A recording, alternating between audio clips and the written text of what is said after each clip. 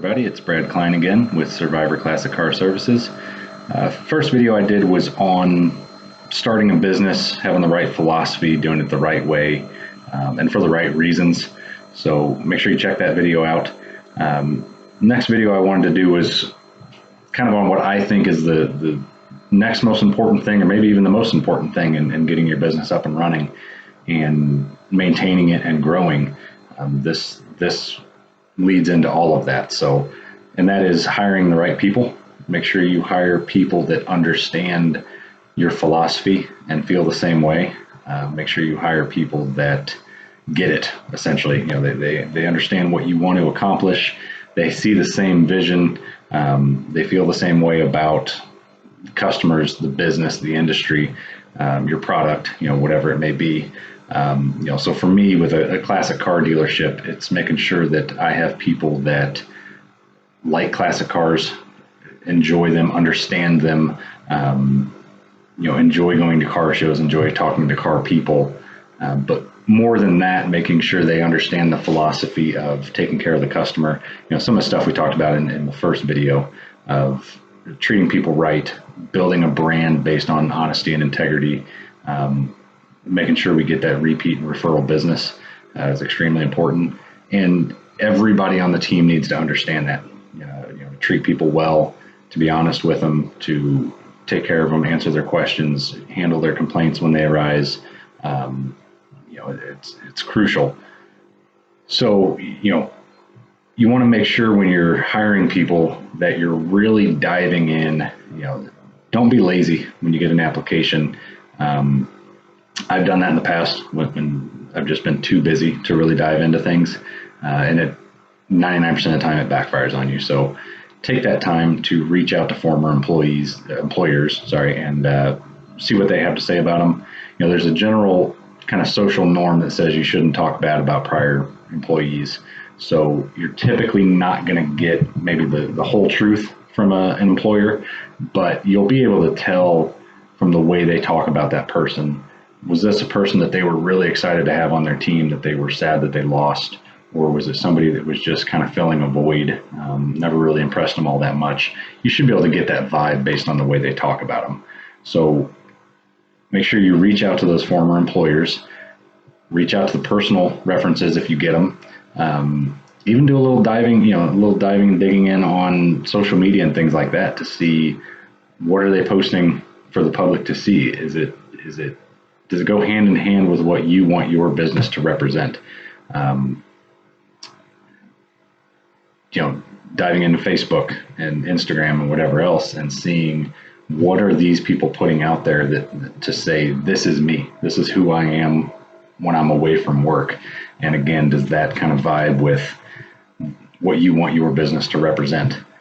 Once you get your team, you want to make sure that everybody understands and sees the vision that you have for your business. So what is your goal? What's the goal now? What's the goal 6 months from now, a year from now, 5 years, 10 years from now? Where do you see the business going? What do you want to build your brand and build your business on? How do you want customers to see the business and feel about the business? What is your product? Everything. Make sure they see that, they understand that. People can't work towards a goal and towards a vision if they have no idea what that is. So hiring somebody on, training them to do a job, and then just setting them free and, there you go, do your job. That doesn't work. You're never going to get a good work ethic or striving to make a career out of something. It's just going to be a job. That's it, period. Giving them something to shoot for, giving them those short-term goals and long-term goals. So with my company, the way I've got it set up is I have told the couple people that I've brought on board that right now I'm the owner, but what I would love to see is the people that are willing to get in on the ground floor with me and fight through this thing when we're just starting it up. I want them to be part owner eventually as well. And I say that and mean that. If I open a second location, I want somebody who has started with me from the beginning, who has been in the trenches with me, working hard, doing everything they can possibly do to grow this business, to then benefit not just from a financial standpoint, but also to have something to show for it, to be able to say, I started with this company and 3 years in now, look, I'm part owner of my own location here. That's what I was able to do from this. And in 5 or 10 more years, maybe I'll have a second one that I'm part owner of. And that's great. If we get to that point where they can have ownership of their own location and it's a second, third, fourth, fifth location for us, whatever that may be, that benefits everybody. I think it would be a little greedy of me to say, come in, work with me, let's all eat a little light for a while, and then once we start growing and doing well, I'm going to be the only one that benefits. That's just not right to me. I would never do that. So make sure you give them growth opportunities. It doesn't have to be ownership like I want to offer, but something to work towards, some sort of promotion, a raise, more responsibility, extra training. If you can say, hey, if you're with me for this long, I'm going to offer to pay for some schooling for you to further your education.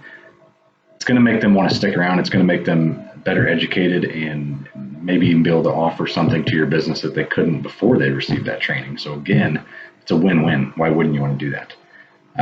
In the same respect, the worst thing you can do for your employees, their morale and the way they feel about the company, is to make promises you can't or won't keep. I've had that personally in a prior job where ownership potential was thrown about numerous times, and I don't think looking back now, I don't really think that was ever really the plan. It was just kind of something that was said to keep me around and keep me working hard and motivated. And in the end, all it did was do the exact opposite. It made me not want to be there. It made me not want to give my best effort, and made me look at the owner and upper management and things like that as, why would you believe anything they say if they're going to tell you that and not stand behind it? So don't make sure you give them something to strive for, but don't offer things you have no intention or no ability to actually do. Making sure everybody on the team can work together and click. There are different personalities.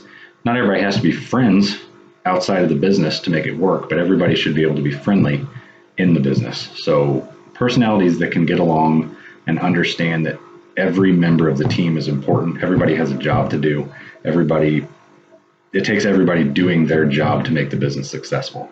That was one thing that, again, in prior experiences, it's been people I've worked directly with or management or, whatever, that value one group of people or one department more than others.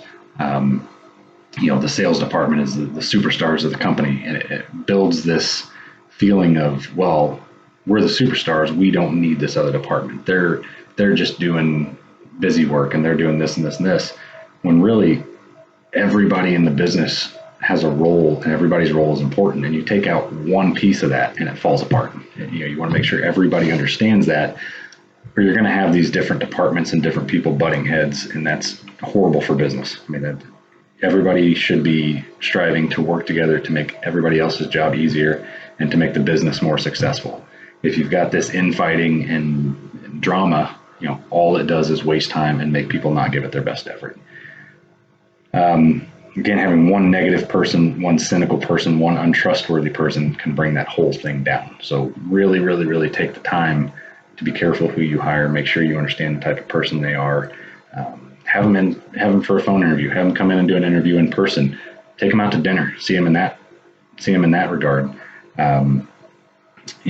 Try to really figure out who they are, not just the act they're putting on during an interview.